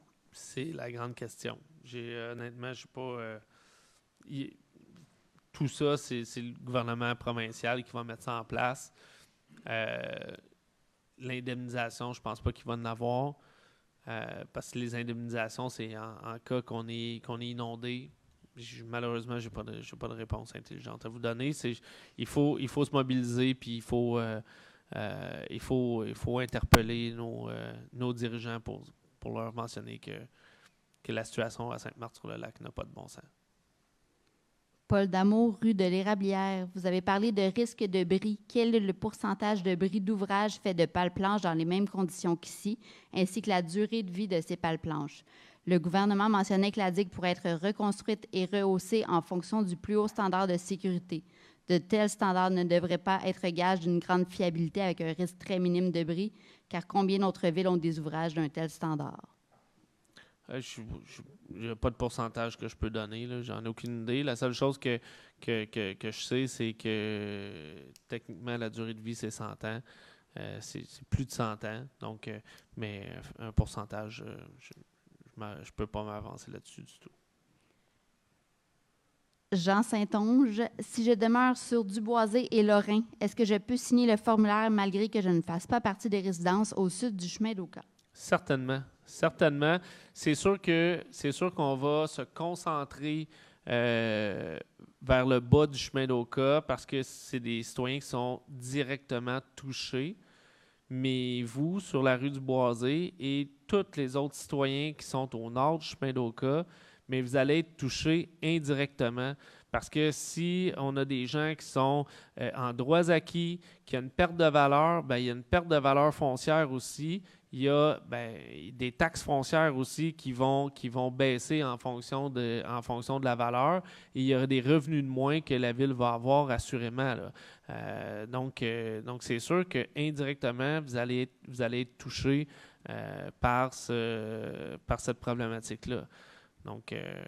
Donc oui, tout citoyen martelacois est invité à signer. C'est sûr que le porte-à-porte va être ciblé là, vers le sud du chemin d'Oka parce que c'est des gens qui sont directement touchés.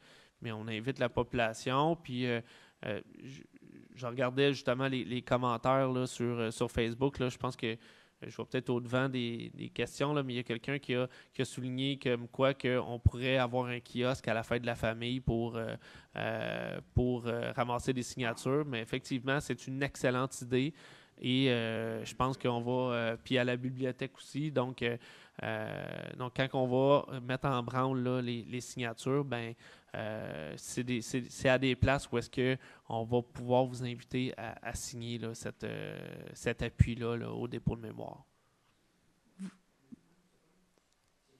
Oui, il faut... on va juste terminer sur Facebook, puis après ça, on va... Vous venez tout juste de répondre à la question de Roxane Collin sur la rue Carole, qui a une deuxième question. Est-ce que le 10 mètres de la digue concerne seulement la portion face au lac ou également celle bordant le canal de renvoi de la pompe sur la 30e avenue? Oui, c'est à partir d'un ouvrage de protection. Donc, l'ouvrage de protection est aussi derrière la rue Carole. Puis, il faut comprendre qu'à partir du bas, il y a une petite tranchée drainante là, qui est en petite roche là, dans le bas de la digue. Mais entre ça et le bas de la côte, là, si on se fie à la réglementation, le projet de règlement en tant que tel, on calcule 13 mètres parce qu'il y a un 3 mètres de protection et il y a un 10 mètres supplémentaire. Fait qu'à partir de là, c'est du bas de la digue, c'est 13 mètres qui serait en zone à très haut risque. Encore là, si l'ouvrage est reconnu par le gouvernement. Paul Damour, rue de l'Érablière. Je vais résumer sa question. Est-ce que le gouvernement avait laissé entendre en 2019 que Sainte-Marthe-sur-le-Lac se retrouverait éventuellement avec une partie en zone inondable ou s'il avait laissé présager que la digue serait la solution à tout? Je pense pas. Je pense pas qu'ils ont évoqué de zone inondable. Mais malheureusement, je ne suis pas en mesure de m'avancer là-dessus, mais ça me surprendrait beaucoup qui aurait évoqué le fait qu'on soit en zone inondable. Fabella Roy. Parce que s'il l'avait évoqué, ben, je pense pas que par décret, il aurait autorisé tout le monde à reconstruire sans restriction. Là, c'est sûr. Là. Je pense que par biais, vous avez répondu à la question de Fabella Roy. Donc, je vais passer à Maxime Julien, 36e Avenue. Sainte-Marthe-sur-le-Lac fait partie de la CMM. Pourquoi la CMM possède les cartes, mais que la Ville ne peut pas donner plus d'informations? Parce que les cartes ne seront pas officiellement adoptées par le gouvernement. On va continuer à discuter avec la CMM. Il faut comprendre que le gouvernement a mandaté les MRC, certaines MRC, certaines villes et la CMM pour élaborer des cartes, mais à ce moment-ci, on n'est pas en mesure de rendre public des cartes. Craig Mahmoud, 33e Avenue. Est-ce que le projet de développement du secteur au sud, comme les égouts pluviales, vont être jetés à l'eau avec le nouveau règlement? C'est ça. Ça aussi, c'est une très bonne question. Le projet d'égout pluvial, c'est un projet qui a été commencé dans le temps de Mme Paulus en 2021. Oui, en 2021. Donc c'est un projet qui est de grande envergure, que là, il y a de la modélisation qui a été faite, mais il reste à lire tous ces documents-là pour voir c'est quoi l'impact sur des projets comme ça. Oui. Je ne suis pas en mesure de répondre à ce temps-ci, là, si est-ce que c'est un impact négatif ou non. Est-ce qu'on jette ça ou on déchire ça? Je ne suis pas en mesure de répondre. Marie-Ève Fluet, 34e Avenue. Que faites-vous comme intervention avec les propriétés ou terrains résidentiels accumulant des gros débits, cours à scrap? Ben là, c'est le département de l'urbanisme qui doit aller sur le terrain, faire respecter la réglementation, arriver avec des constats d'infraction. Vous ciblez sûrement la 34e Avenue et la rue Louise. Je sais que ça n'a pas d'allure. Fait que, mais pas le gouvernement, mais le département d'urbanisme est sur le cas. Je pense qu'il y a des constats d'infraction qui ont été émis dernièrement. Donc, c'est ça. Mais c'est sûr que c'est pas nécessairement instantané.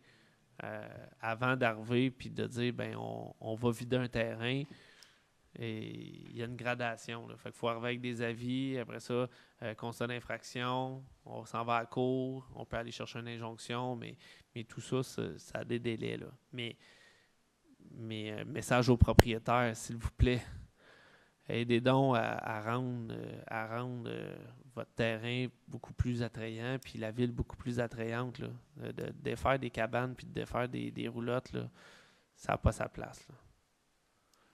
Mais le service de l'urbanisme est sur le dossier. Madame Legault, sur la 40e Avenue, pourriez-vous mettre une lettre modèle sur votre site à envoyer à la députée? C'est vrai qu'on avait discuté de ça lors de la dernière assemblée. On va... lettre modèle.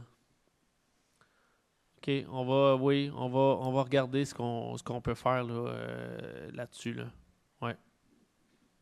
Ça se peut que ça soit peut-être pas effectif dans la prochaine semaine ou dans les 2 prochaines semaines, mais on va réfléchir à ça pour le début août, mais qu'on mette en branle là, notre plan d'action. Là, mais OK, on en prend note.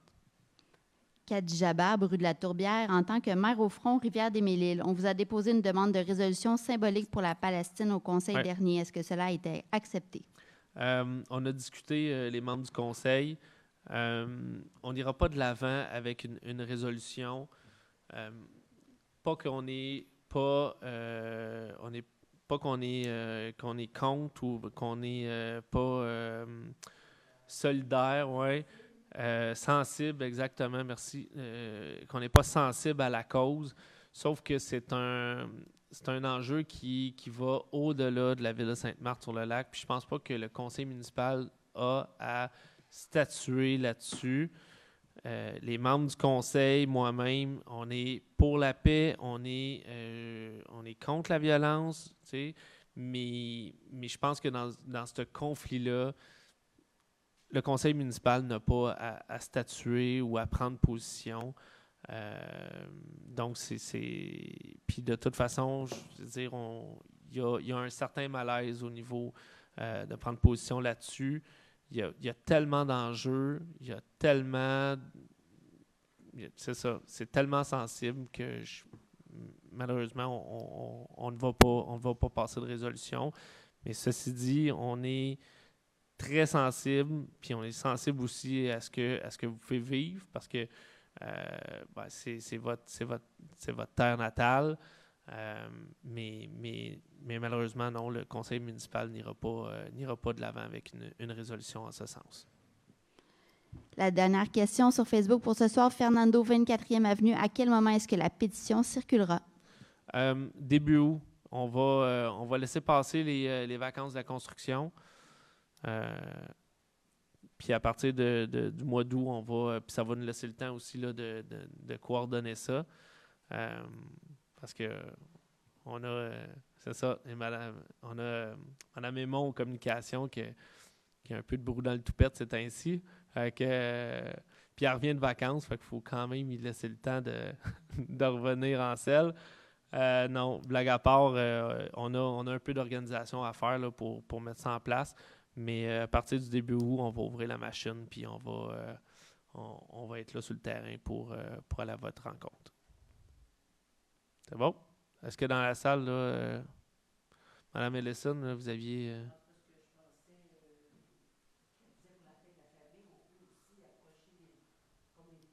Ouais, venez donc au micro, Mme Ellison. Ouais. Hein? Il n'y a personne qui me voit. Non. Non, mais je trouvais que l'idée était bonne par rapport à la fête de la famille. Mais on peut faire comme les équipes de hockey, les Super C, les métros et compagnie. Je veux dire, il y a toujours plein du monde qui se présente dans ce coin-là. Oui, mais le but, c'est d'arriver aussi avec des gens de Sainte-Marthe-sur-le-Lac. Fait que fête de la Ouais, famille, d'accord, c'est sûr qu'il y a des gens de l'extérieur, là, mais le but, c'est vraiment, tu sais, parce qu'on pourrait faire un change-it là, sur ces réseaux sociaux, mais l'impact, ce qu'on veut, c'est vraiment une mobilisation avec une signature à l'encre que c'est pas Pierre-Jean-Jacques de Windsor qui est venu remplir la pétition sur ses Internets. Ouais, C'est vraiment, on veut avoir le poids que des gens d'ici signent avec leur nom, prénom, leur adresse, puis qui sont de Sainte-Marthe-sur-le-Lac. Puis comme ça, c'est que en rencontrant ces gens-là, ces gens-là vont prendre conscience aussi de l'impact que ce projet de règlement-là va avoir. Là. OK, moi, je parle pour le domaine, mais parce que dernièrement, justement, on a eu des rumeurs qu'une personne n'a pas pu acheter. La banque ne voulait pas lui prêter, justement, à cause c'est ça. des possibilités d'inondation. Mais... Moi, mes assurances ont déjà augmenté. Puis c'est comme, bon... Mais ça va tout bord du côté. Là. Je sais. J'en ai eu des échos là, comme quoi que... il y a des dossiers que le financement, ça a niaisé. Finalement, ils se sont rendus compte qu'on n'est pas en zone inondable. Mais tout ça, là, ça chamboule bien des affaires. Bien des affaires. C'est notre petite RPA, ça, là-bas, nous autres. Hein? C'est notre petite RPA, nous oui, autres. Oui, Résidence personnage. Oui. OK, merci. Ça ce qui termine l'Assemblée. On va... est-ce qu'il y a des... qui propose la levée de l'Assemblée? Marc-André Daou, je le propose. Parfait. Puis, pour ceux qui vont tomber en vacances bientôt, je vous souhaite des bonnes vacances. Profitez bien du temps de repos pour prendre du temps pour vous, en famille. Et on se revoit au mois d'août frais et dispo pour ramasser des signatures puis de faire un mémoire. Merci beaucoup.